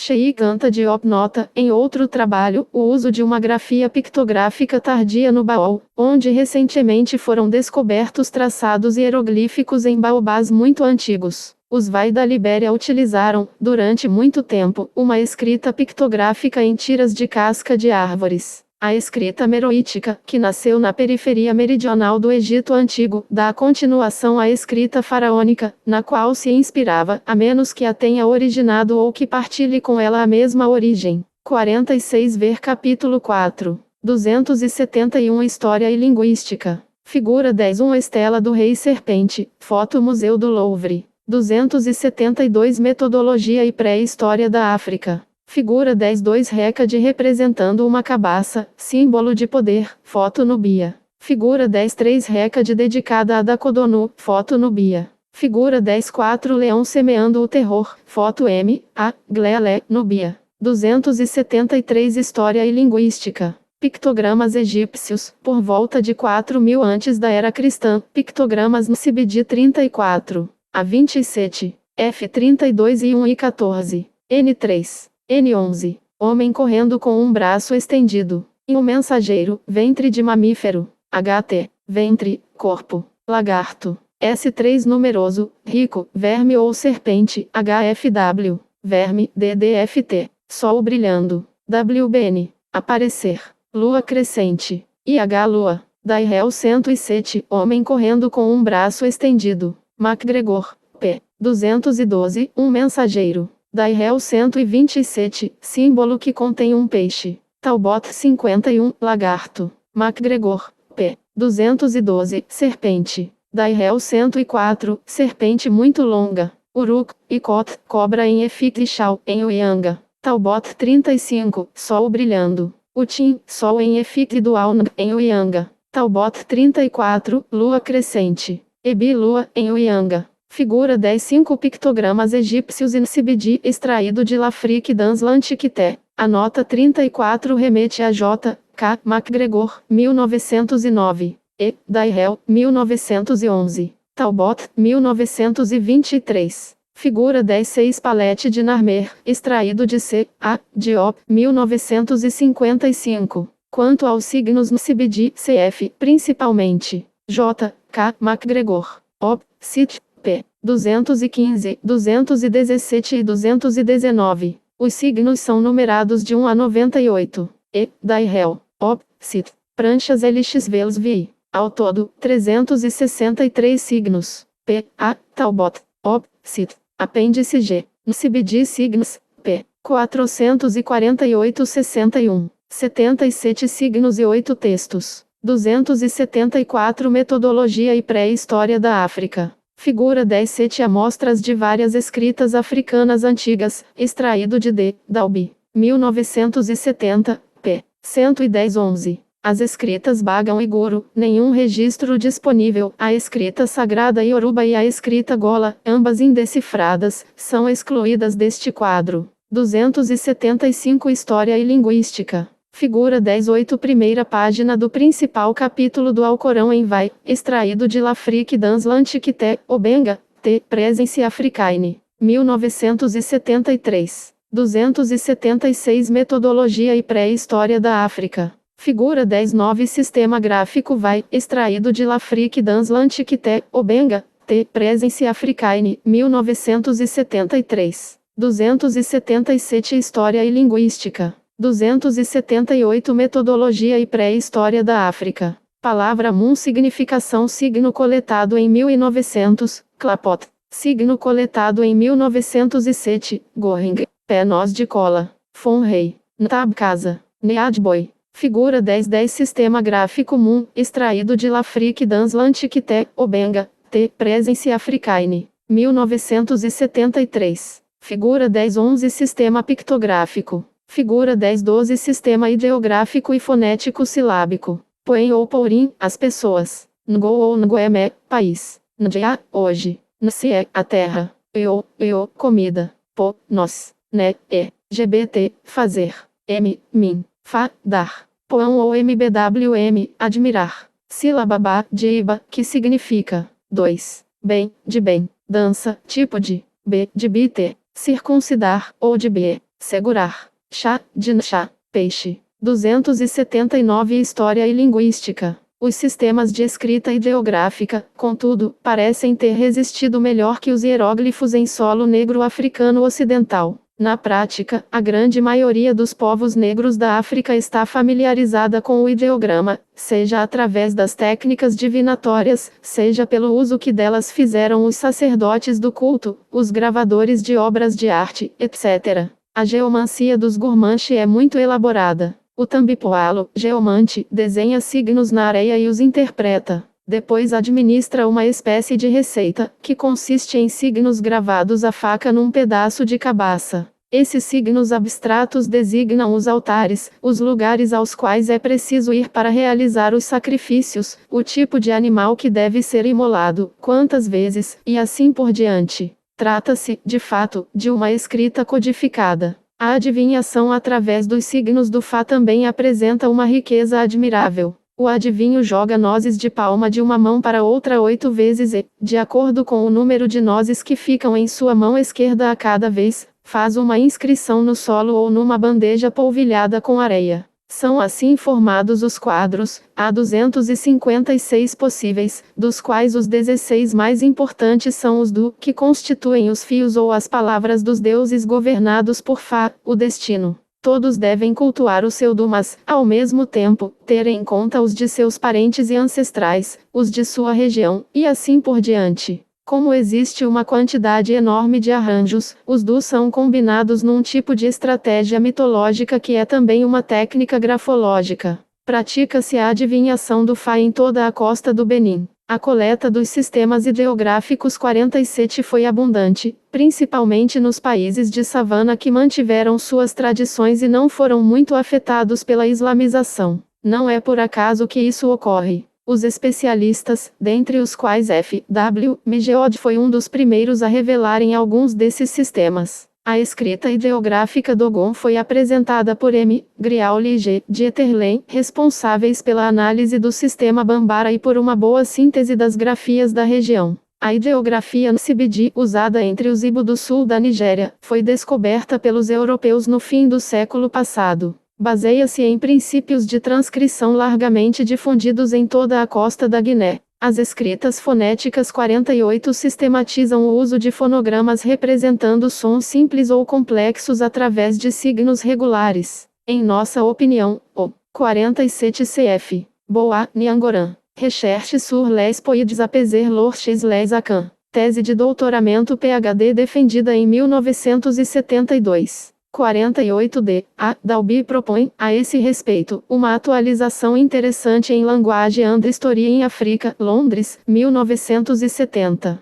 280 Metodologia e Pré-História da África. Aparecimento de tais escritas na África resulta de uma evolução tardia. Os hieróglifos do Antigo Egito, como os do Daomé, representam muitos sons através de signos. Mas os sistemas puramente fonéticos baseados na palavra, na sílaba ou no fonema simples, transcrição alfabética, marcam uma nova etapa 49. A escrita berbere, usada entre os Tuareg do Saara e conhecida também pelo nome de Tifinar, poderia ter se desenvolvido sob influência púnica, pelo contato com Cartago. O sistema de escrita núbio formou-se no século X, através do contato com a grafia copta que, por sua vez, nasceu sob a influência grega. A grafia etíope de Tigrina e de Amara é derivada da escrita sabeana da Arábia Meridional. As escritas silábicas e alfabéticas da África Ocidental, muito difundidas desde o fim dos séculos Vili nas costas da Guiné e nas regiões sudanesas, podem ter nascido de uma evolução interna ou ter tomado sua forma definitiva sob a influência mais ou menos distante de uma contribuição externa, de origem árabe ou europeia 50.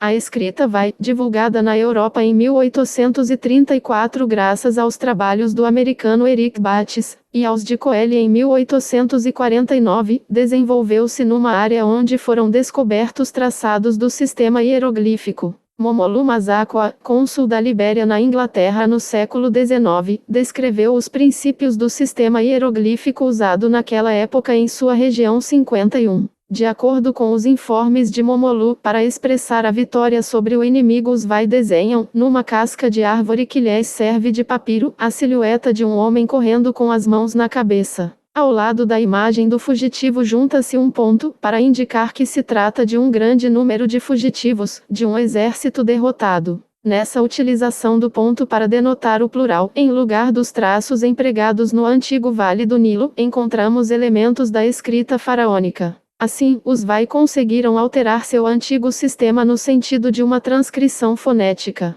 Hoje existem modelos análogos à escrita vai entre muitos povos da África Ocidental. Malink, Mandi, Baza, Gerze, Kpeli, Toma, etc. Os Wolof e os Sereer também adotaram, recentemente, uma grafia inspirada nesses princípios. 49 ao e. 1959. 50 As grafias sudanesas associam pictogramas, imagens realistas, a ideogramas, signos e significações simbólicas. Cf. Griauli, M. e Dieterlen, G. A combinação desses signos permite a transcrição e a fixação de um discurso decifrável pelo iniciado na escrita e no saber que ela contém. 51 cf. O excelente artigo de síntese de D. Olderogde, Écritures méconois de l'Afrique Noire. In. Courrier de l'Unesco, março de 1966. 281 História e Linguística. Ao contrário do que em geral se acredita, a existência da escrita é um elemento permanente na história e no pensamento africanos, da Palette de Narmera Reca de Diglele. A abundância de sistemas gráficos e de evidências de seu uso comprova esse fato.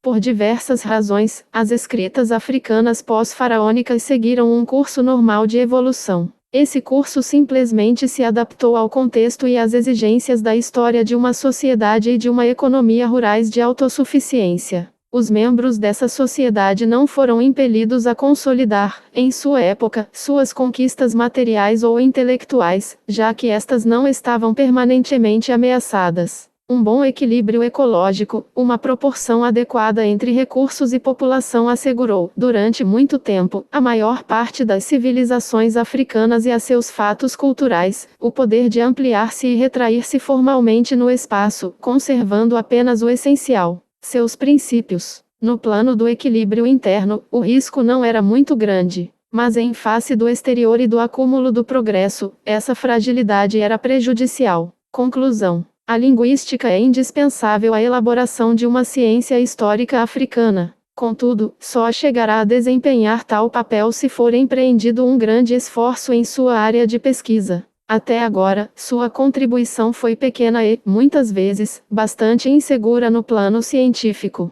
Pesquisas ainda estão em andamento. Os métodos ganharam maior precisão e o campo de investigação ampliou-se notavelmente. Nesse contexto, podemos esperar que a análise das línguas africanas contribua, num futuro próximo, para elucidar aspectos importantes da história do continente. CAPITUL 10. 283 Teorias relativas às raças e história da África. O conceito de raça é um dos mais difíceis de definir cientificamente. Se admitirmos, como a maioria dos especialistas posteriores a Darwin, que a espécie humana pertence a um único tronco, a teoria das raças só pode ser desenvolvida cientificamente dentro do contexto do evolucionismo. Com efeito, a raciação se inscreve no processo geral da evolução diversificadora. Como observa J. Ruffy, ela requer duas condições. Em primeiro lugar, o isolamento sexual, frequentemente relativo, que provoca pouco a pouco uma paisagem genética e morfológica singular. A raciação, portanto, baseia-se num estoque gênico diferente, causado quer por oscilação genética, o acaso na transmissão dos genes faz com que um deles se transmita com mais frequência que outro, ou, ao contrário, que seu alelo seja o mais largamente difundido, quer por seleção natural. Esta conduz a uma diversificação adaptativa, graças à qual um grupo tende a conservar o equipamento genético que o adapte melhor a um certo meio. Na África, ambos os processos devem ter ocorrido. De fato, a oscilação genética, que se exprime ao máximo em pequenos grupos, operou em etnias restritas, submetidas a um processo social de cisparidade por ocasião das disputas de sucessão ou de terras e em virtude das grandes áreas virgens disponíveis. Esse processo marcou particularmente o patrimônio genético das.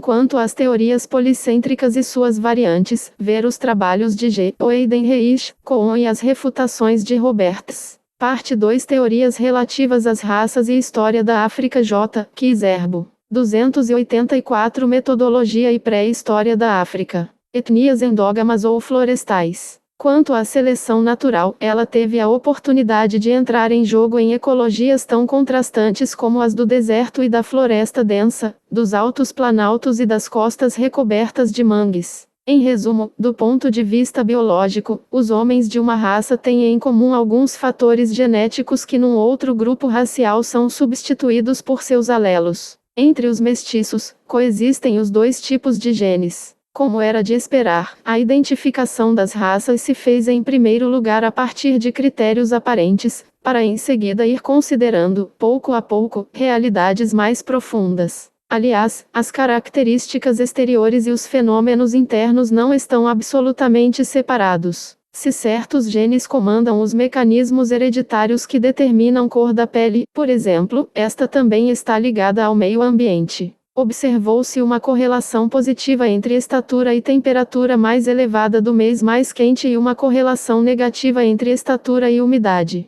Da mesma forma, um nariz fino aquece melhor o ar num clima mais frio e umidifica o ar seco inspirado. É assim que o índice nasal aumenta consideravelmente nas populações subsaarianas, do deserto para a floresta, passando pela savana. Embora possuindo o mesmo número de glândulas sudoríparas que os brancos, os negros transpiram mais, o que mantém seu corpo e sua pele numa temperatura menos elevada. Existem, portanto, diversas etapas na investigação científica no que diz respeito às raças. A abordagem morfológica. Eichstädt, por exemplo, define as raças como agrupamentos zoológicos naturais de formas pertencentes ao gênero dos hominídeos, cujos membros apresentam o mesmo conjunto típico de caracteres normais e hereditários no nível morfológico e no nível comportamental. Desde a cor da pele e a forma dos cabelos ou do sistema piloso, até os caracteres métricos e não métricos, a curvatura femoral anterior e as coroas e os sulcos dos molares, foi construído um verdadeiro arsenal de observações e mensurações. Deu-se atenção especial ao índice cefálico, por estar relacionado à parte da cabeça que abriga o cérebro. É assim que Dickson estabelece os diversos tipos em função de 3 índices combinados de vários modos. O índice cefálico horizontal, o índice cefálico vertical e o índice nasal. Contudo, das 27 combinações possíveis, apenas 8, as mais frequentes, foram aceitas como representativas dos tipos fundamentais, tendo sido as 19 restantes consideradas. 285 teorias relativas às raças e história da África. Misturas. No entanto, as características morfológicas são apenas um reflexo mais ou menos deformado do estoque gênico. Sua conjugação num protótipo ideal raramente se realiza com perfeição. De fato, trata-se de detalhes evidentes situados na fronteira homem-meio ambiente, mas que, justamente por isso, são muito menos inatos que adquiridos. Reside aí uma das maiores fraquezas da abordagem morfológica e tipológica, na qual as exceções acabam por ser mais importantes e mais numerosas que a regra. Além disso, não se devem negligenciar as querelas acadêmicas sobre as modalidades de mensuração, como, quando, etc., que impedem as comparações úteis. As estatísticas de distância multivariada e os coeficientes de semelhanças raciais, as estatísticas de formato e de forma, a distância generalizada de Naala-Nobis requerem tratamento por computador. Ora, as raças são entidades biológicas reais que devem ser examinadas como um todo e não parte por parte. A abordagem demográfica ou populacional. Este método vai insistir, de imediato, sobre fatos grupais, reservatório gênico ou genoma, mais estáveis que a estrutura genética conjuntural dos indivíduos. De fato, na identificação de uma raça, é mais importante a frequência das características que ela apresenta do que as próprias características. Como o método morfológico está praticamente abandonado, os elementos serológicos ou genéticos podem ser submetidos a regras de classificação mais objetivas. Para Landman, uma raça é um grupo de seres humanos que, com raras exceções, apresentam entre si mais semelhanças genotípicas e frequentemente também fenotípicas do que com os membros de outros grupos.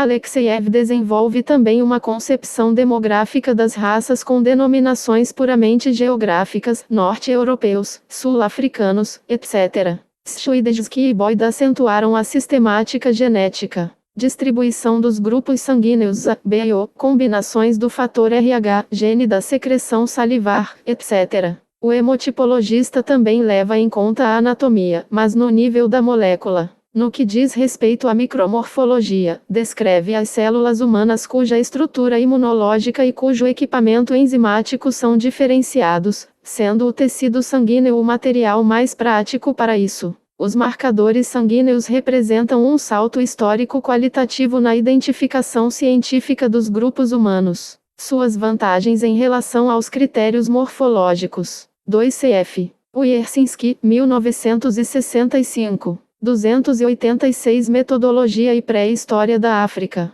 São decisivas. Primeiramente, eles são quase sempre monométricos, isto é, sua presença depende de um só gene, enquanto o índice cefálico, por exemplo, é o produto de um complexo de fatores dificilmente localizáveis 3. Além disso, enquanto os critérios morfológicos são traduzidos em números utilizados para classificações com fronteiras arbitrárias ou mal definidas, como por exemplo entre o braquicéfalo típico e o dolicocéfalo típico, os marcadores sanguíneos obedecem à lei do tudo ou nada. Uma pessoa é ou não do grupo A, tem fator RH ou RH, e assim por diante. Além disso, os fatores sanguíneos independem quase inteiramente da pressão do meio. O hemótipo é fixado para sempre, desde a formação do ovo. Eis porque os marcadores sanguíneos escapam ao subjetivismo da tipologia morfológica. Aqui, o indivíduo é identificado por um conjunto de fatores gênicos, e a população por uma série de frequências gênicas. A grande precisão desses fatores compensa seu caráter parcial em relação à massa dos genes no conjunto de um genoma. Isso tornou possível elaborar um atlas das raças tradicionais. 3 categorias de fatores sanguíneos foram estabelecidas. Algumas, como o sistema ABO, são encontradas em todas as raças tradicionais sem exceção. Certamente elas preexistiam à hominização. Outros fatores como os do sistema RH são onipresentes, mas com certa predominância racial. Assim, o cromossomo R existe principalmente entre os brancos. O cromossomo Rho, conhecido como cromossomo africano, tem uma frequência particularmente alta entre os negros ao sul do Saara. Trata-se, certamente, de sistemas que datam do momento em que a humanidade começava a se propagar em nichos ecológicos variados. Outra categoria de sistemas denota uma repartição racial mais marcada, como os fatores Suter e Henshall, encontrados quase que unicamente entre os negros, e o fator Kell, presente sobretudo entre os brancos. Embora eles nunca sejam exclusivos, foram qualificados de marcadores raciais. Enfim, alguns fatores são geograficamente muito circunscritos como, por exemplo, a hemoglobina C para as populações do Planalto Voltense.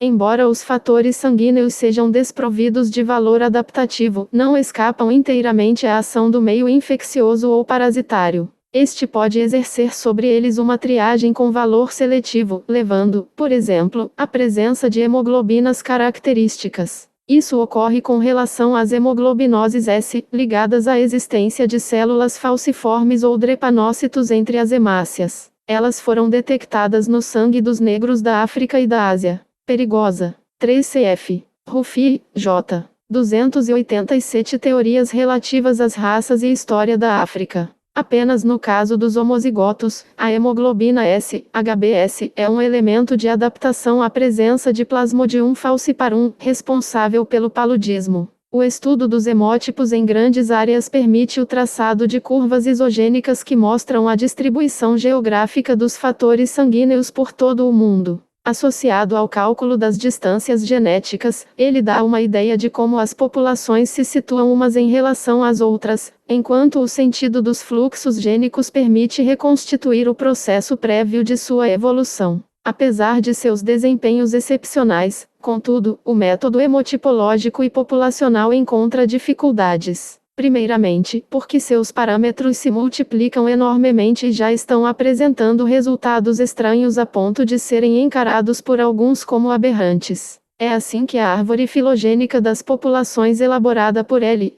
Cavallis Forza difere da árvore antropométrica. Esta coloca os pigmeus e os San da África no mesmo ramo antropométrico que os negros da Nova Guiné e da Austrália. Na árvore filogênica, esses mesmos pigmeus e San aproximam-se mais dos franceses e ingleses e os negros australianos dos japoneses e chineses 4.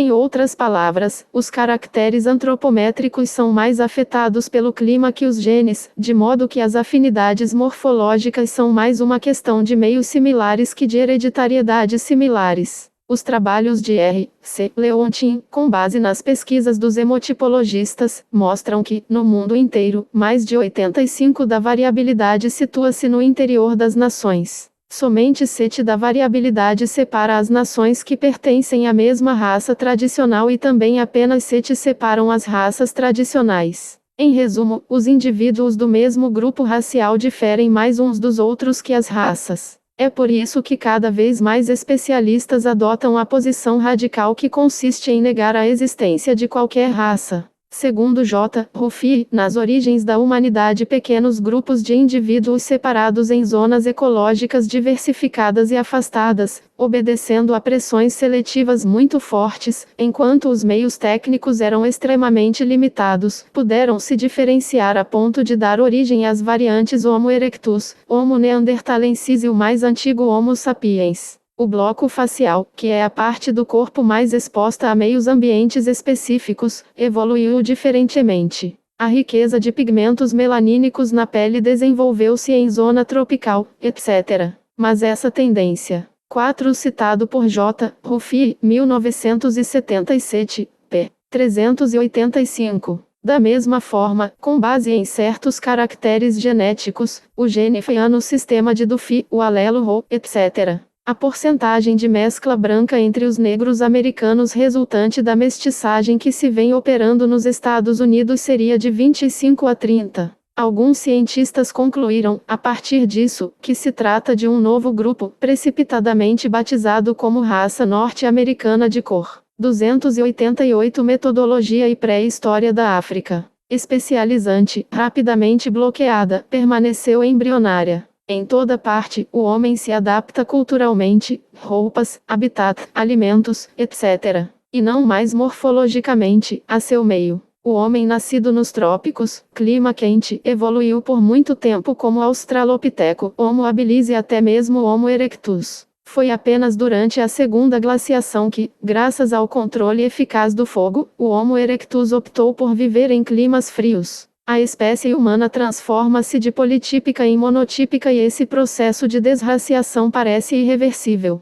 Hoje, a humanidade inteira deve ser considerada como um único reservatório de genes intercomunicantes. 5. Em 1952, Livingstone publicava seu famoso artigo da não existência das raças humanas. Diante da enorme complexidade e, portanto, da inconsistência dos critérios adotados para qualificar as raças, ele recomendava a renúncia ao sistema linneano de classificação, sugerindo uma árvore genealógica. De fato, nas zonas não isoladas, a frequência de certos caracteres ou de certos genes evolui progressivamente em várias direções e as diferenças entre duas populações são proporcionais a seu distanciamento físico, de acordo com uma espécie de gradiente geográfico, Kline. Relacionando cada traço distintivo aos fatores de seleção e adaptação que podem tê-lo favorecido, notamos frequências ligadas, ao que parece, muito mais a fatores tecnológicos, culturais e outros, que não coincidem de maneira nenhuma com o mapa das raças 6. Dependendo do critério adotado, cor da pele, índice cefálico, índice nasal, características genéticas e assim por diante, obtém-se mapas diferentes. É por isso que alguns especialistas concluem, a partir daí, que toda teoria das raças é insuficiente e mítica.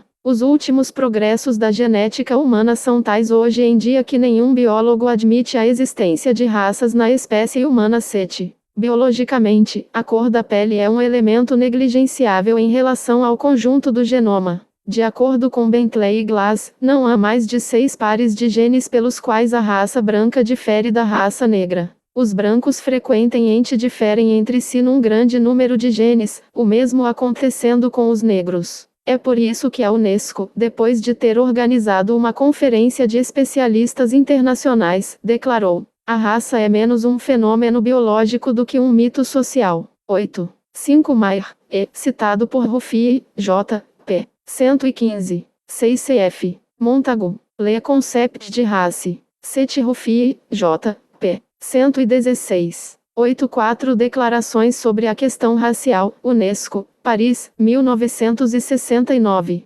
289 Teorias relativas às raças e história da África. Isso é tão verdadeiro que, na África do Sul, um japonês é considerado como branco honorário e um chinês como homem de cor. Para Yernaux, a espécie humana parece uma rede de territórios genéticos, de genomas coletivos que constituem populações mais ou menos semelhantes, cuja distância qualitativa é expressa por uma avaliação quantitativa, taxonomia numérica. As fronteiras desses territórios, definidos a partir do CLINE, flutuam com todas as mudanças que afetam os traços aparentes, fenótipos, e os dados serológicos, genótipos, das coletividades. Dessa maneira, qualquer raça, em conformidade com a brilhante intuição de Darwin, seria em suma um processo em marcha, dependendo de algum modo da dinâmica dos fluidos. E os povos seriam todos mestiços ou estariam em vias de sê-lo. De fato, cada encontro de povos pode ser analisado como uma migração gênica e esse fluxo genético volta a questionar o capital biológico de ambos. Porém, mesmo que essa abordagem fosse mais científica, mesmo que esses territórios genéticos mutáveis fossem realmente aceitos pelas comunidades em questão, poderíamos dizer que os sentimentos de tipo racial seriam suprimidos, uma vez que conservariam sua base material visível e tangível, sob a forma de traços fenotípicos.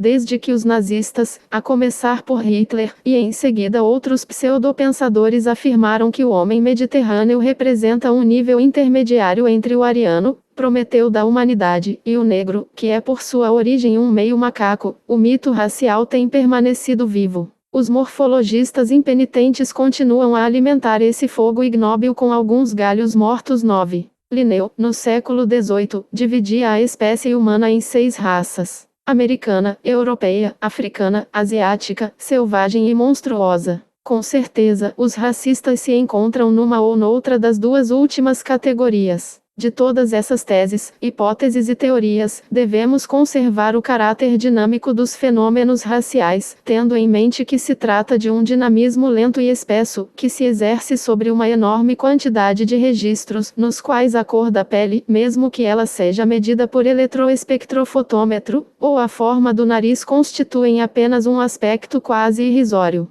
Nessa dinâmica, devem ser levados em conta 2 componentes que agem em conjunto. O patrimônio. 9J. Ruffier cita um dicionário francês de medicina e biologia que, em 1972, mantém o conceito de raça segundo o qual existem 3 grupos principais: brancos, negros, amarelos, baseados em critérios morfológicos, anatômicos, sociológicos e também psicológicos. No início do século, C. Ignobus, em sua Histoire de la Civilisation, escrevia: os homens que povoam a Terra também diferem em língua, inteligência e sentimentos. Essas diferenças permitem dividir os habitantes da Terra em vários grupos conhecidos como raças. 290 Metodologia e pré-história da África. Genético, que pode ser considerado um gigantesco banco de dados biológicos em ação, e o meio ambiente, em sentido amplo, pois começa já no meio fetal. As mudanças que resultam da interação desses 2 fatores básicos intervêm seja sob a forma incontrolável da seleção e da migração gênica, mestiçagem, seja sob a forma casual da oscilação genética ou da mutação.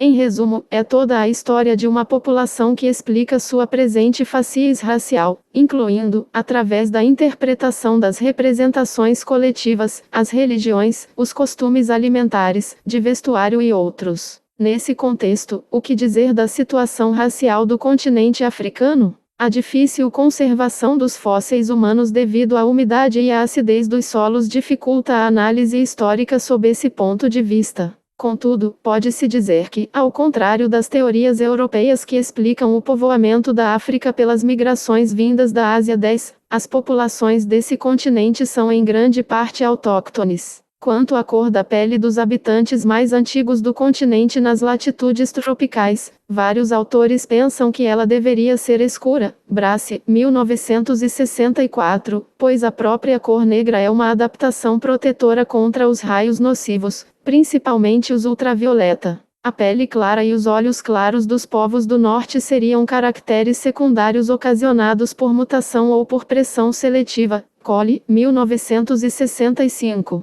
Hoje, embora não se possa traçar uma fronteira linear, dois grandes grupos raciais são identificáveis no continente africano dos dois lados do Saara. No norte, o grupo árabe-berbere, com patrimônio genético mediterrâneo, líbios, semitas, fenícios, assírios, gregos, romanos, turcos, etc. No sul, o grupo negro. Convém notar que as mudanças climáticas, que às vezes anularam o deserto, provocaram durante milênios numerosas mesclas populacionais. A partir de várias dezenas de marcadores sanguíneos, Ney Satoshi e R. Roy Kouduri estudaram as diferenças genéticas inter- e intragrupos em caucasoides e mongoloides 11. Eles definiram coeficientes de correlação, a fim de estabelecer o período aproximado em que esses povos se separaram e constituíram grupos distintos. Ao que tudo indica, o grupo negroide tornou-se autônomo há 120 mil anos, enquanto os mongoloides e caucasoides individualizaram-se há apenas 55 mil anos. Segundo J. Ruffy, esse esquema ajusta-se à maior parte dos dados da hemotipologia fundamental 12.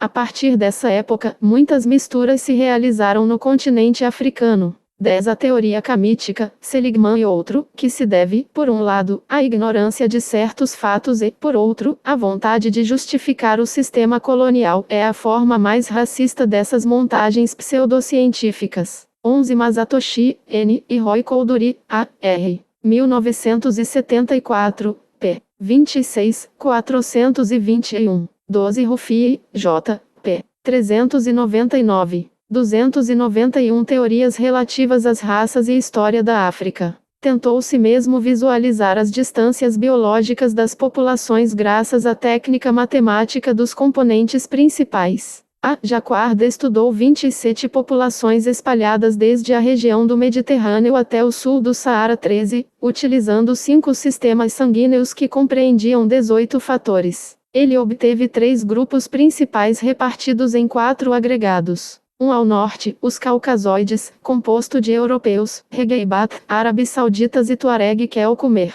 Um ao sul, que consistia nos grupos negros de Agadez. Agregados intermediários, incluindo os Peu-Bororo, os Tuareg de Air e de Tassili, os etíopes, etc. E ainda os Arratim, tradicionalmente considerados negros. Assim, seria um engano pensar que essa subdivisão confirma a classificação tradicional em raças, uma vez que, independentemente do que foi dito acima, a forma geral da subdivisão resulta da quantidade de informações considerada. Se esta é muito pequena, todos os pontos podem ser reunidos. Além disso, a respeito do homem subsaariano, é preciso notar que seu nome original, atribuído por Linneu, era Homo afer, africano. Depois, eles foram chamados negros e, mais tarde, pretos. O termo negroide, mais abrangente, era usado às vezes para designar todas as pessoas que, às margens do continente ou em outros continentes, se pareciam com os pretos. Hoje, apesar de algumas notas dissonantes, a grande maioria dos especialistas reconhece a unidade genética fundamental dos povos subsaarianos.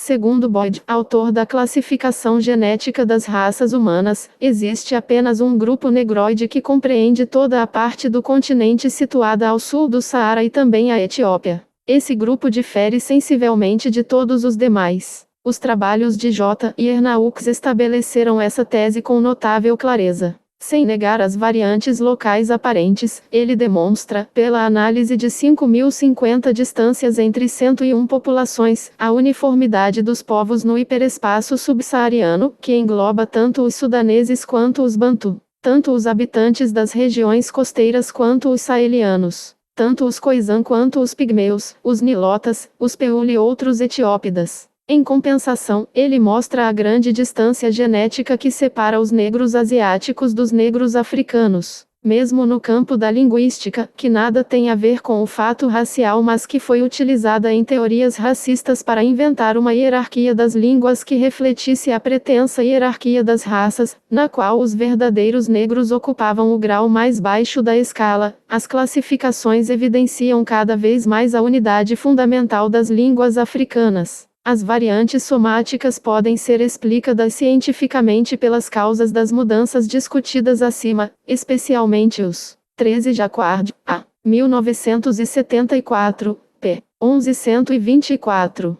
292 Metodologia e pré-história da África. Biótipos que ora dão origem a agregados de populações mais compósitas, Vale do Nilo, ora a grupos populacionais isolados, que desenvolvem características mais ou menos atípicas, montanhas, florestas, pântanos, etc. Por fim, a história explica outras anomalias através das invasões e migrações, sobretudo nas zonas periféricas. A influência biológica da Península Arábica no chamado Chifre da África também se evidencia nos povos dessa região, como os Somali, os Gala e os etíopes, mas também, com certeza, nos Tubu, Peu, Tukulor, Songhai, Hausa, etc. Já tivemos oportunidade de ver alguns marca, auto-volta, com um perfil tipicamente semita. Em suma, a admirável variedade dos fenótipos africanos é sinal de uma evolução particularmente longa desse continente. Os fósseis pré-históricos de que dispomos indicam uma implantação semelhante às encontradas no sul do Saara, numa área muito vasta, que vai da África do Sul até o norte do Saara, tendo a região sudanesa representado, ao que parece, o papel de encruzilhada nessa difusão. Com certeza, a história da África não é uma história de raças. Contudo, para justificar uma certa história, abusou-se demais do mito pseudocientífico da superioridade de algumas raças. Ainda hoje, o mestiço é considerado branco no Brasil e preto nos Estados Unidos da América. A ciência antropológica, que já demonstrou amplamente não haver nenhuma relação entre a raça e o grau de inteligência, constata que essa conexão às vezes existe entre raça e classe social. A preeminência histórica da cultura sobre a biologia é evidente desde a aparição do Homo no planeta. Quando irá tal evidência impor-se aos espíritos? 293 teorias relativas às raças e história da África. Alelo cada um dos elementos que forma o par de genes. Migração gênica, passagem de indivíduos reprodutores de sua população de origem a uma população adotiva. Mestiçagem. A mestiçagem, que é considerada pelos racistas como uma degenerescência para a raça superior, representa aqui, ao contrário, um enriquecimento do fundo comum de genes da humanidade. Biologicamente positiva, ela apresenta, no entanto, problemas sociológicos. Mutação, aparecimento de uma alteração numa característica hereditária através da modificação de um ou mais genes. Oscilação genética, perturbação do patrimônio genético num grupo humano reduzido e isolado, resultante de um acidente que provoca a baixa de frequência ou o desaparecimento de um alelo. Seleção, reprodução diferencial dos genótipos de uma geração a outra. Glossário. NB. Estudos sobre esta questão encomendados pela Unesco, como parte do projeto da História Geral da África. Yernaux, J. Rapport sur le concept de race. Paris, 1974. Rigmiri, G.P. Comments on Race and Population History in Africa. Nova York, 1974. Stroall, E. Problems of Study of Human Races. Praga, 1976.